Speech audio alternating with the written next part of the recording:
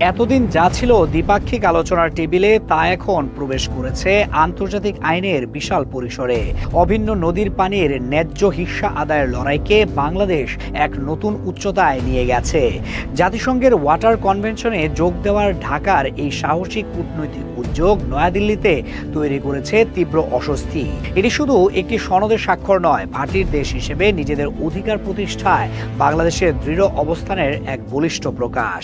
আর এই এক পদক্ষেপেই ভারত এখন আঞ্চলিক পানি কূটনীতিতে কৌশলগতভাবে বেশ চাপের মুখে পড়েছে। ভারত হয়ে বাংলাদেশে বয়ে আসা ৫৭টি অভিন্ন নদী এদেশের প্রাণ প্রবাহ।